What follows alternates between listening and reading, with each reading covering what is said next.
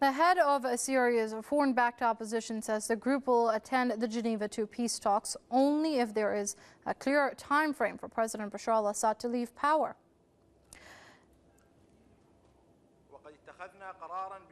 We have decided not to enter Geneva talks unless there is a successful transfer of power with all its institutions and apparatus under Part 7 of the UN Charter.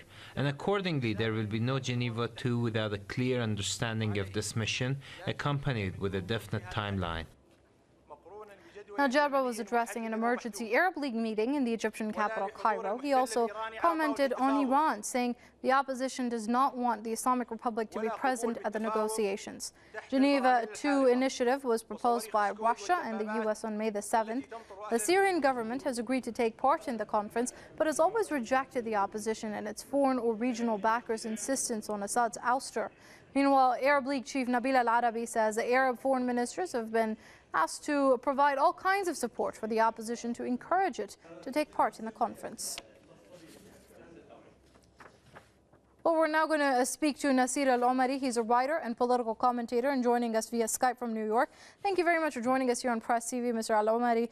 Now, how conducive do you think this is for talks when one side sets preconditions?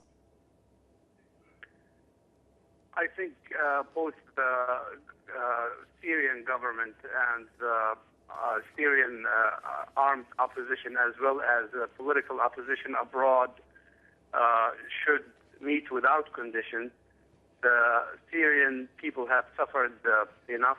The news coming out of Syria describe a situation that is desperate, describes the return of infectious diseases that Syria has not seen in decades, hunger, and people who cannot access food, people who are not allowed to access food. This situation is desperate. The Syrian people deserve a chance, and I believe that everything should be on the table, and the Syrian opposition should approach the Syrian government with the intention of putting an end to the suffering of the Syrian people at any cost. Right now, also the so-called Syrian National Coalition. How much of a representative of the opposition is it, considering there are factions that are fighting the government of President Bashar al-Assad, who have said that they do not recognize the Syrian National Coalition and they denounce anyone who attends these talks? The Syrian opposition inside, the armed opposition inside, is splintered, it's weak, it's divided, it's fighting a war to control swaths of land within Syria. We heard today of the events in the north. The Syrian army was able to restore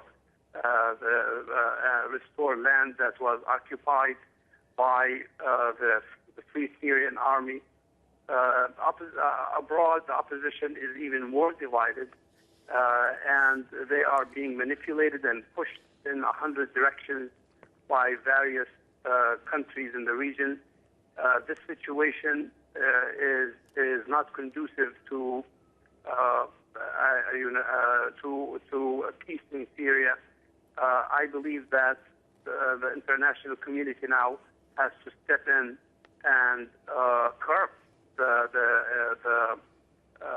war in Syria by putting the pressure on all parties to approach the negotiating table without conditions. Indeed, and also I would like to discuss the role of Iran here. Most countries do agree that Iran brings a very unique perspective and has a very important role to play in any negotiation as far as it goes. However, Jarba doesn't seem to agree.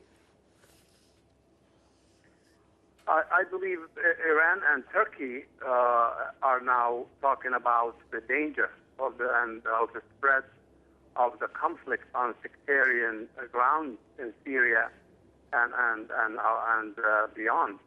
And I believe there is recognition now, both in Turkey as well as Iran, that The situation in Syria cannot go on because it is turning into a regional conflict, and this situation will not benefit Turkey, will not benefit Iran, will not lead to the stability of Iraq, which has flared up over the last few months. All of this needs level-headed politicians who can understand that the situation in Syria, despite the objections of both the Syrian government and Syrian opposition to sit and talk about this, is basically leading to a catastrophe for all countries involved. Okay, well, let's see how the situation develops, of course, with regards to this Geneva II conference. That was writer and political commentator Nasir Al-Omari joining us from New York via Skype. It's always a pleasure having you with us here on Press TV.